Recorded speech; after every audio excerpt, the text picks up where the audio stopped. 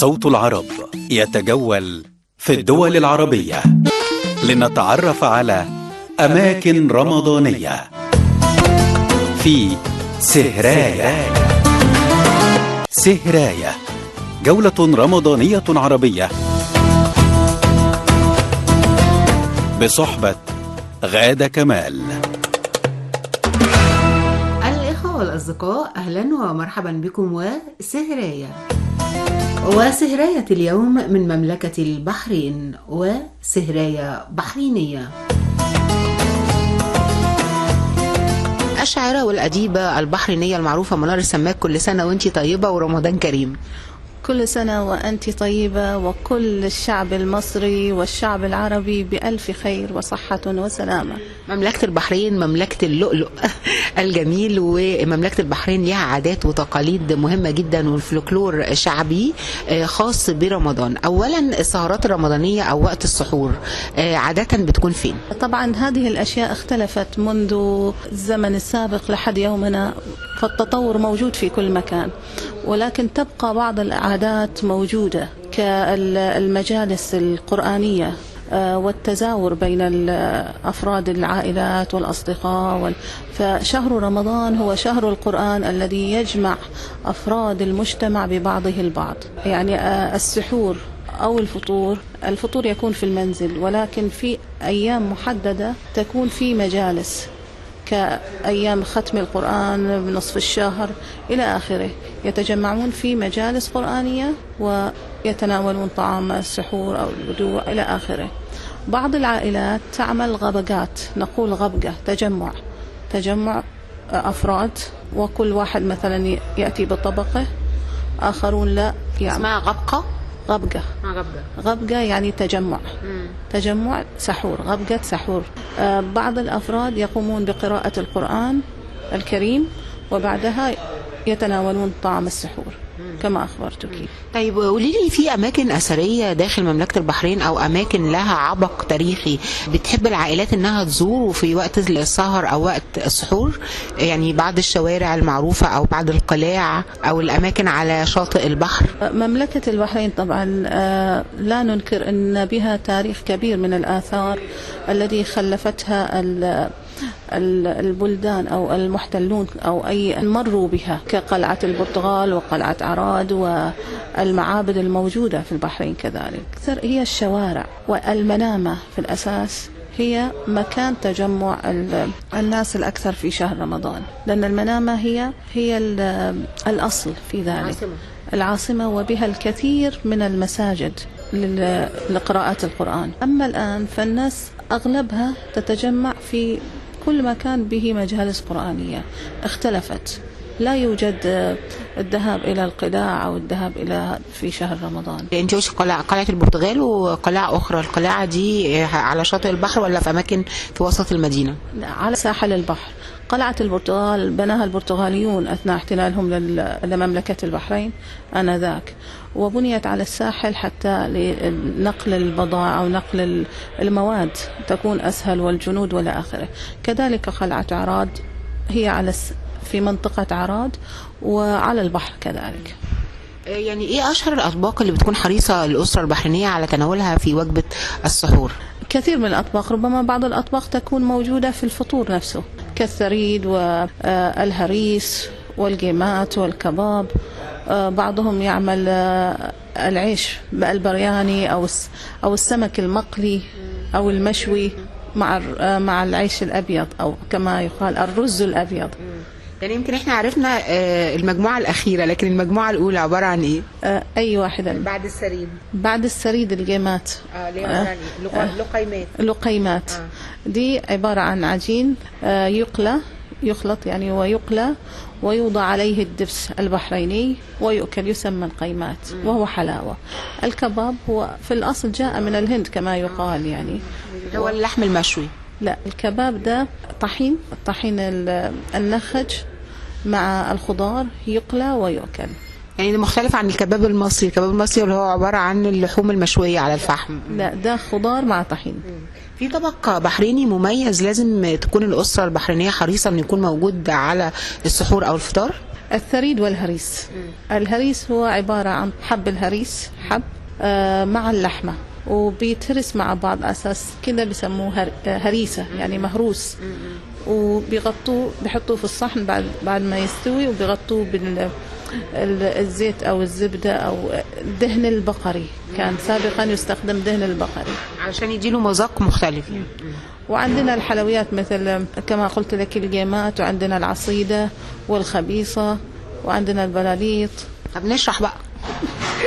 العصيدة هي عبارة عن طحين يحمر على النار، يأخذ لون البني، وبعد ذلك يوضع به ماء والسكر والزعفران والهيل ولا آخره، إلى أن يتجانس هذا الخليط، ويوضع في صحن، ويوضع عليه كذلك دهن البقر والدارسين، ويؤكل بالهنا والشفاء. بعضهم يقلي بيض فوقه ويضع بيض، بعضهم يكتفي بذلك. الخبيصة هي مشابهة لذلك، ولكن الخبيصة هي طحين الرز، تعمل بنفس الطريقة. البلاليط وهو مثل ما يقال حاجة كده أو زي الشعرية بس سميكة قليلا، تقلى وتطبخ في الماء، وبعد ذلك يوضع السكر والزعفران والهيل وماء الورد، ويقلى بيض. أما يعمل قرص بيض أو يقلى معه ويخلط البيض. يعني جميل جدا. طيب يعني قبل ما انهي حواري معاكي، هل هناك زي وطني بحريني بيرتديه الأفراد في سهراتهم الرمضانية؟ هناك بالنسبة للرجال الثوب والغترة والعقال، وهو بشكل يعني مستمر يرتدى.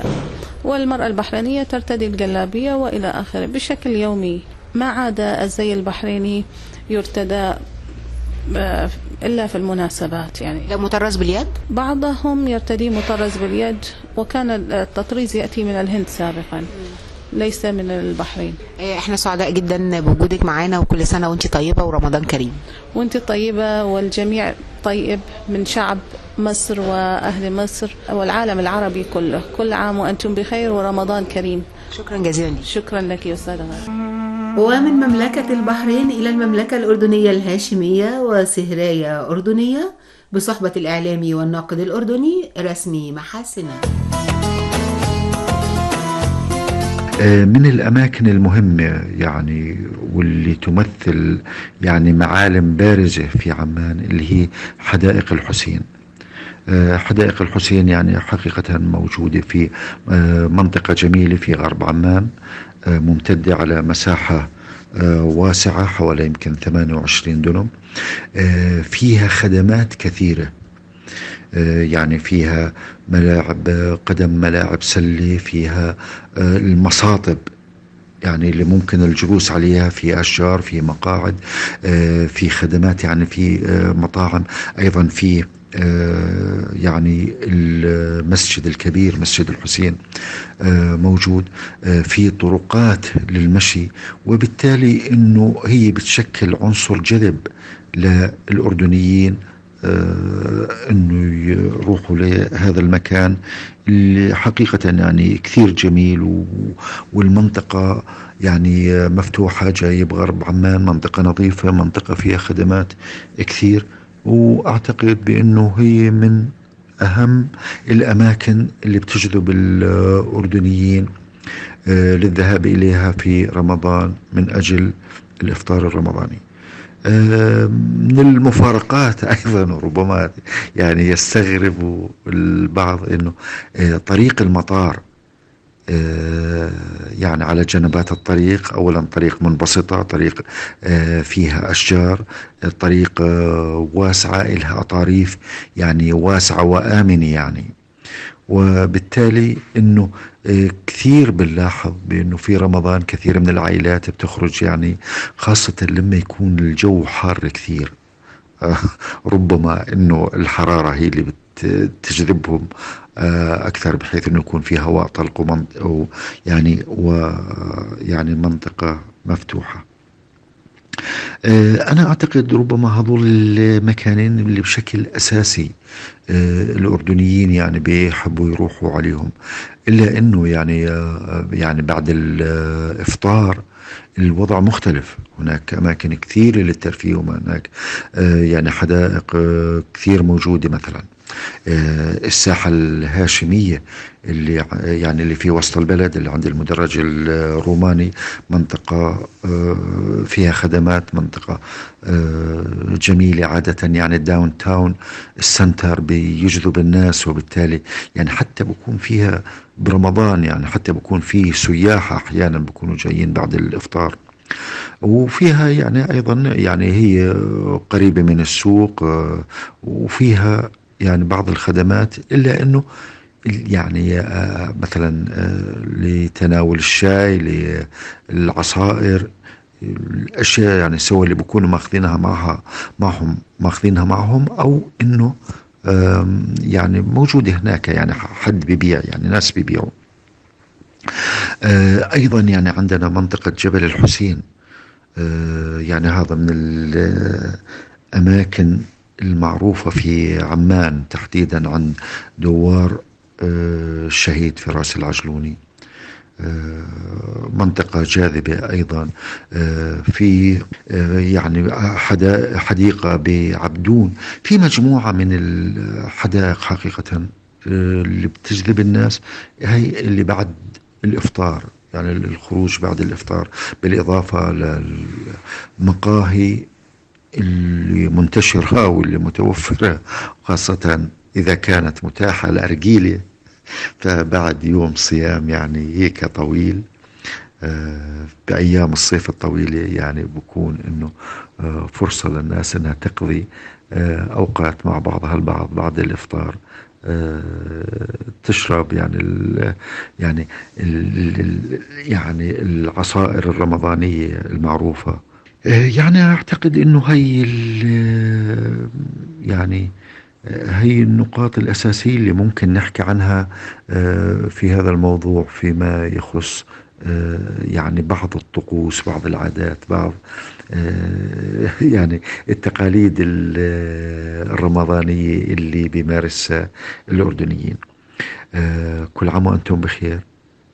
إن شاء الله يا رب دائما تكون بخير. ربنا يعني هيك يعيد علينا هذا الشهر، يعني على الأمة العربية والأمة الإسلامية وعلى الإنسانية بشكل عام بكل الخير والمحبة يا رب. كل عام وأنتم بخير. ويستقر بنا المقام في مصر وسهراية مصرية بميدان العتبة بصحبة الدكتور محمد دسوقي، الفنان التشكيلي والباحث في التراث. ميدان العتبة اللي هو بيعتبر أهم ميادين القاهرة وأشهرها تجاريا. نعم. وميدان العتبة ميدان عريق، بيعتبر كمركز تجاري أو كأكبر مركز تجاري وأكبر ميدان تجاري في القاهرة. بيضم أنواع التجارة والسلع والبضائع المختلفة. والميدان نفسه نشأته سمي بميدان العتبة نسبة لسرايا العتبة لصاحبها اللي بناها، اللي هو الحاج يعتبر محمد الدارة الشرايبي شاه. ده نسبت إليه سرايا العتبة ونسبت إليه ميدان العتبة، اللي هو نسب إليه ميدان العتبة، وهو ليه مسجد اسمه مسجد الشرايبي موجود بالأزبكية، ما زال موجود حتى الآن. وهو كان في السرايا بتاعته سرايا شهيرة في هذا المكان كانت بتسمى السرايا الزرقاء. نعم. لما ابتدى الحاج محمد الدارة يبيع السرايا بتاعته، ابتدت تتنقل ملكيتها من مشتري لآخر، وكانت شهيرة بالسرايا الزرقاء حتى آلت ملكيتها إلى الخديوي عباس باشا حلمي اللي هو ثالث ولاة مصر في عهد محمد علي. عباس باشا كان ما بيحبش اللون الأزرق، فهو هدم السرايا وابتدى بناها وعملها خضراء، فعشان كده كانت بيشتهر ميدان العتبة بالعتبة الخضراء. من هنا انطلق اسم العتبة الخضراء نسبة إلى تلوين السرايا باللون الأخضر، تلوينها من الأزرق إلى الأخضر حسب حب عباس باشا.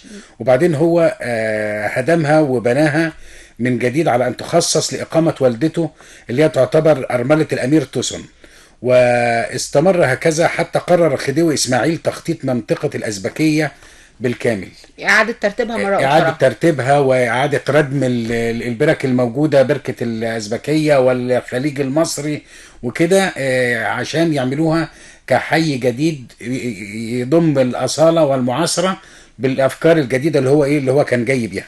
وبعد كده بنى فيها قصر عظيم اللي هو اصبح بعد كده القصر اللي موجود، اللي كان موجود فيه المحكمة المختلطة، اللي هو بتعتبر دلوقتي على يعني على ذكرى تعتبر محكمة زنانيري، اللي هي جنب مديرية أمن القاهرة. اسماء معروفة جدا يمكن مش في مصر بس ولكن في الدول العربية. في الدول العربية وفي الأفلام كلها محكمة زنانيري اللي هي كانت مختصة بمحاكم الأسرة ومحاكم الأحوال الشخصية والحاجات دي، فليها شهرة واسعة وما زالت موجودة كمبنى حتى الآن رغم إغلاقها. الآن يعني ميدان العتبة حصل فيه تحول كبير جدا، أصبح منطقة تجارية مليئة بالمحال ومليئة على مدار الساعة بالكثير من الناس الذين يأتون إلى ميدان العتبة لشراء المستلزمات. ميدان العتبة الآن في رمضان، ميدان العتبة الآن في رمضان وغير رمضان، لأن هو أولا يعتبر رمضان بعديه العيد، فدايما بعد العيد بيكون في موسم العرايس عندنا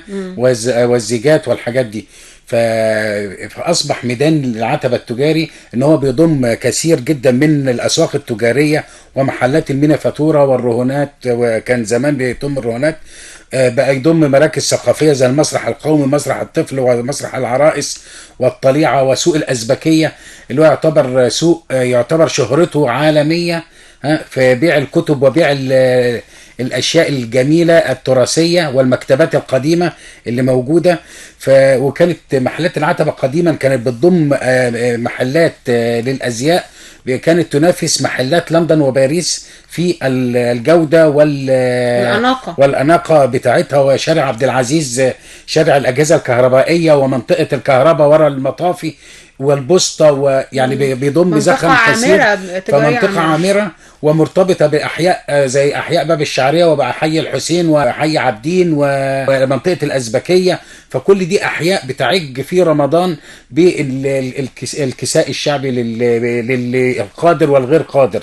الأكل، جميع أنواع الأكل الشعبي المصري موجود، من الكشري وعربيات الفول والمصامت وغيرها من المأكولات، الحلويات، المقاهي على اختلاف أشكالها وأنواعها ومستوياتها، فبيضم أشياء كثيرة جدا، فيعتبر بوتقة شعبية في رمضان بتشتعل أكثر لتجهيزات العرائس والسياحة في هذا الشهر الكريم. الإخوة والأصدقاء، سعدنا بصحبتكم في سهراية بحرينية بصحبة الأديبة والشاعرة البحرينية منار السماك، وسهراية أردنية بصحبة الناقد والإعلامي الأردني رسمي محاسنة، واستقر بنا المقام وسهراية مصرية بصحبة الفنان التشكيلي والباحث في التراث دكتور محمد دسوقي. شكرا لكم وشكرا للزميلة دعاء لبيب من الهندسة الإذاعية. سهراية، جولة رمضانية عربية